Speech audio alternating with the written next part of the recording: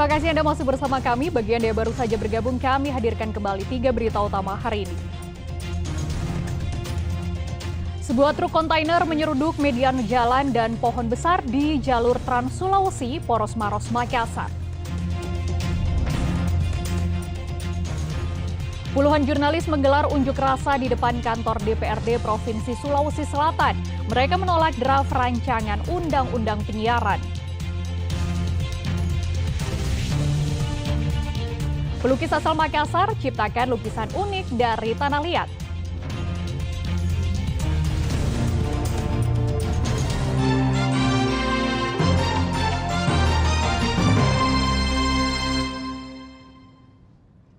Unjuk rasa puluhan jurnalis di Kota Makassar menolak pembahasan draft rancangan Undang-Undang Penyiaran berlangsung alot dan sempat saling dorong di depan kantor DPRD Provinsi Sulawesi Selatan.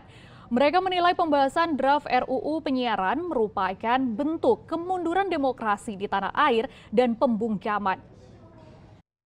7 nama orang-orang yang berlatar masih bisa dukung. Puluhan jurnalis dari berbagai media dan organisasi profesi menggelar unjuk rasa di depan kantor DPRD Provinsi Sulawesi Selatan di Kota Makassar pada Rabu lalu. Dalam orasinya, puluhan jurnalis tersebut menolak pembahasan draft rancangan Undang-Undang Penyiaran oleh Komisi 1 di DPR RI pada akhir masa jabatan Presiden Joko Widodo. Di tengah orasinya, secara bergantian puluhan jurnalis tersebut menilai pembahasan draft RUU Penyiaran merupakan bentuk kemunduran demokrasi di tanah air dan pembungkaman. Salah satunya pada pasal 50B ayat 2 huruf C yang mengatur tentang larangan penayangan investigasi, serta adanya ketimpangan antara Undang-Undang KPI dengan Undang-Undang Pers yang menyebutkan bahwa sengketa pers ditangani oleh KPI bukan Dewan Pers. KPI dengan Undang-Undang Pers yang menyebutkan bahwa mereka itu bisa melakukan untuk sengketa pers, sementara itu di Undang-Undang 4099 itu sudah diatur yang punya kewenangan adalah Dewan Pers. Nah, terkait itu kami juga menolak soal pasal 50B itu yang larangan investigasi. Sementara di karya jurnalistik tertinggi itu, kualitas karya jurnalistik itu adalah investigasi.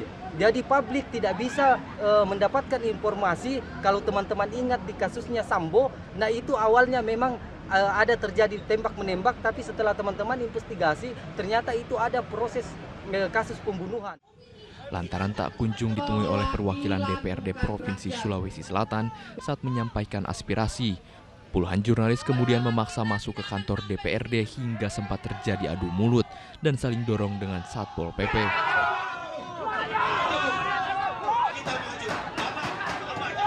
Kericuhan baru mereda setelah salah satu perwakilan dari DPRD Provinsi Sulawesi Selatan menemui puluhan jurnalis. Sikap dari DPRD Sulsel tentang rancangan Undang-Undang Penyiaran. Negara kita kan negara demokrasi. Negara kita negara bebas. Nah, jangan dikungkung kebebasan pers lewat undang-undang. Kita buka saja karena negara kita negara demokrasi.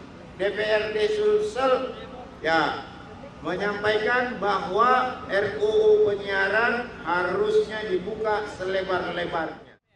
Wakil rakyat pun berjanji akan mengakomodir tuntutan mereka dengan meneruskan aspirasi atas penolakan revisi Undang-Undang Penyiaran kepada Komisi 1 DPR RI. Raisa Abu melaporkan dari Kota Makassar. Sebanyak 208 calon haji kloter 14 asal Kabupaten Maros dan Kabupaten Bone tiba di asrama haji Sudiang Makassar. Terdapat 4 orang calon haji batal berangkat lantaran sakit dan meninggal. Ratusan calon jemaah haji kloter 14 embarkasi Makassar asal Kabupaten Bone dan Kabupaten Maros tiba di asrama haji Sudiang Makassar Rabu lalu. 208 calon haji ini langsung dilakukan pemeriksaan kesehatan, pembagian paspor, dan pemberian biaya hidup dari Panitia Penyelenggaraan Ibadah Haji PPIH Embarkasi Makassar. Terdapat 4 orang jemaah asal Kabupaten Bone yang tidak dapat diberangkatkan. 2 orang mengalami sakit dan 2 orang lainnya meninggal jelang pemberangkatan ke asrama haji. Keempat pun telah digantikan dengan jemaah kuota cadangan. Jadi ada memang di daerah sebelum kami membuat pramanifest ya, itu teman-teman sudah mengecek langsung apakah jemaah tersebut mampu tidak berangkat, dan ada di Bone ada yang belum siap berangkat, langsung digantikan oleh jemaah yang siap berangkat, yang sudah lunas ya, agar kami bisa mencarikan pengganti. Berarti untuk saat ini empat ini sudah ada penggantinya berarti? Sudah. Berarti kan tidak Dari awal sudah ada. Berarti tetap full. Ya. 208 calon haji asal Provinsi Sulawesi Selatan diberangkatkan bersama jemaah calon haji Provinsi Gorontalo dengan total 450 orang. Mereka tergabung dalam kelompok terbang 14 dan menuju Tanah Suci pada Rabu malam. Raisa Abu melaporkan dari Kota Makassar. Berhubung pekan ini libur panjang, kami rekomendasikan Anda tempat wisata alam yang asri dengan pemandangan bebatuan kars di Kabupaten Maros. Perjalanan semakin seru karena kita bisa menikmatinya sambil menyusuri sungai dengan naik perahu.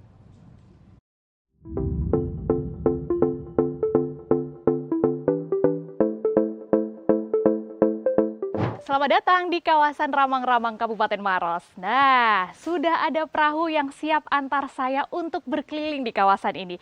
Kira-kira dapat spot foto cantik apa aja ya? Yuk kita mulai perjalanan kita. Perahu-perahu ini akan mengantarkan setiap pengunjung menyusuri Sungai Putih sambil menikmati pemandangan indah. Destinasi wisata Ramang-Ramang menawarkan panorama yang indah dari gugusan pegunungan Kars atau pegunungan Kapur yang gagah dan menawan. Lokasi Ramang-Ramang terletak di Desa Sanlenrang, Kecamatan Bontoa, Kabupaten Maros. Ramang-Ramang ini adalah salah satu ikon pariwisata di Sulawesi Selatan. Untuk menuju lokasi ini, dari Bandara Internasional Sultan Hasanuddin Makassar bisa ditempuh dengan berkendara kurang lebih 1 jam perjalanan. Adapun biaya tiket masuk kawasan Ramang-Ramang Maros ini sekitar Rp5.000 hingga Rp10.000 per orang. Selanjutnya, untuk masuk ke kawasan wisata pengunjung perlu menyewa perahu untuk melewati Sungai Putih. Oh ya, jasa sewa perahu motor ini dikelola oleh warga sekitar. Untuk perahu kecil yang memuat 2 hingga 4 penumpang, biaya sewanya Rp200.000. Sementara untuk biaya sewa perahu yang berukuran lebih besar, yang memuat 6 hingga 10 orang, butuh Rp300.000 hingga Rp400.000.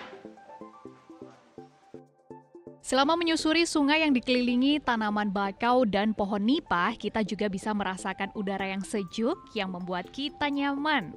Pemandangan pegunungan batu kars, hijaunya pepohonan dan langit biru, jadi pemandangan cantik yang rugi banget kalau kita lewatkan begitu saja, tidak kita abadikan dengan kamera. Selfie dulu ya.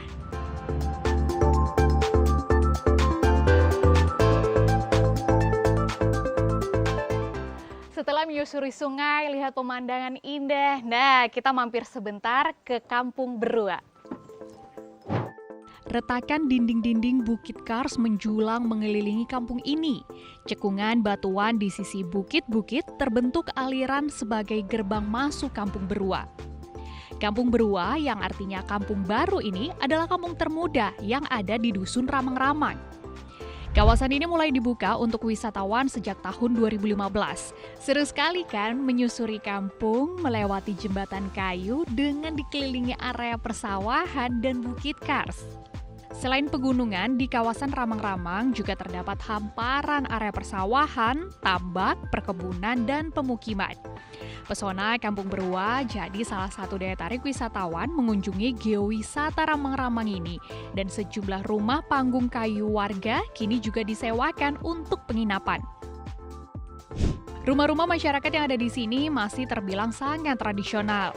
Rumah-rumah yang ada masih berupa rumah panggung dengan jumlah warga yang tak banyak. Hanya sekitar 15 hingga 20 keluarga yang masih merupakan kerabat satu sama lain. Rangkaian pegunungan Kars disebut-sebut sebagai pegunungan Kars dengan luas sekitar 45.000 hektar. Ini merupakan pegunungan terbesar ketiga di dunia setelah pegunungan Kars di Cina dan di Madagaskar. Kawasan ini bahkan telah diakui oleh UNESCO sebagai salah satu situs warisan dunia. Pegunungan Kars adalah daerah yang terdiri dari batuan kapur yang berpori sehingga air di permukaan tanah selalu merembes masuk dan mengalir ke dalam tanah. Karena kars ini terbentuk biasanya karena adanya pelarutan batu gamping. Nah, nyaman banget nih menikmati pemandangan indah sambil minum es kelapa muda. Kalau saya menyarankan datang ke sini bisa pagi-pagi, jadi masih udara fresh banget sambil menikmati pemandangan indah, atau sekalian sore hari tuh. Takutnya kalau siang panas banget nantinya ya. Afrin Meriana, Sony Harun melaporkan dari Maros, Sulawesi Selatan.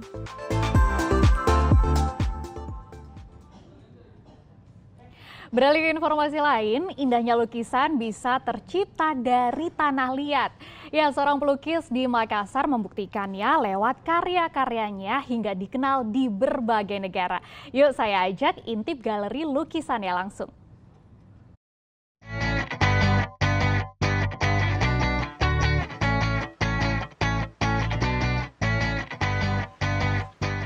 Pelukis biasanya menggunakan cat air atau cat minyak untuk berkarya.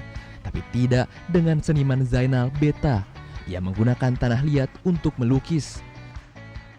Jadi pas saya itu kelas 1 SMA ya. Jadi persoalan itu saya diundang pameran tingkat Sulsel. Ya, saya diminta untuk ada karya baru. Tapi pada saat itu saya capek melukis pakai cat. Hanya saya pulang ke rumah bawa kertas putih. Jatuh di tanah merah, kotor, saya bersihkan, ternyata ada objek di dalam. Nah, disitulah muncul.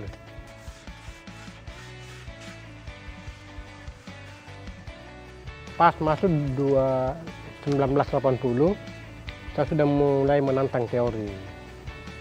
Apakah kalau misalnya ada pelukis melukis tanpa cat, apakah masuk kategori lukisan? Jalan-jalan di Fort Rotterdam, Makassar, turis bisa menyaksikan proses melukis dengan tanah liat. Banyak sekali pengunjung yang secara langsung belajar melukis lempung di sana.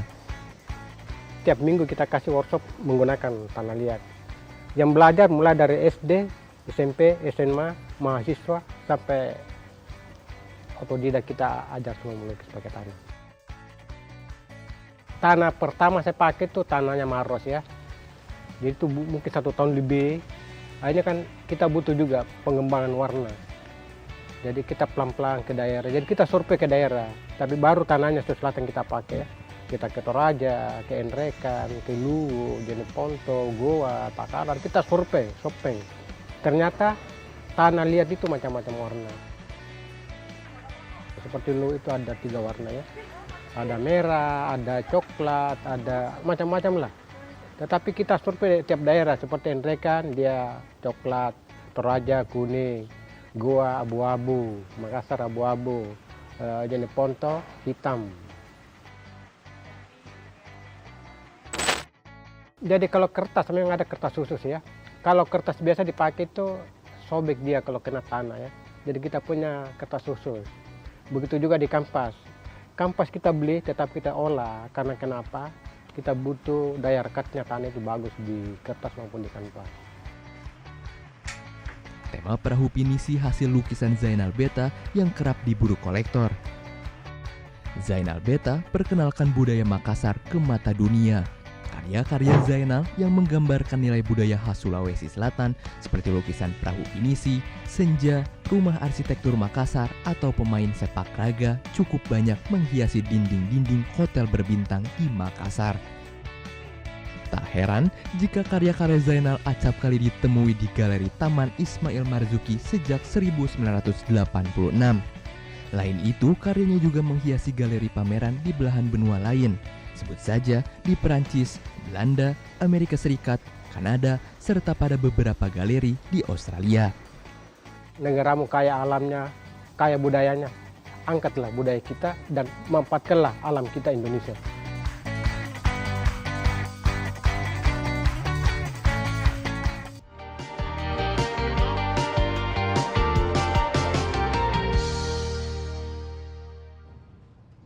Informasi tadi mengakhiri jumpa kita. Atas nama rekan bertugas, saya Frin Meriana mengucapkan terima kasih atas kebersamaan Anda. Selamat beraktivitas dan sampai jumpa.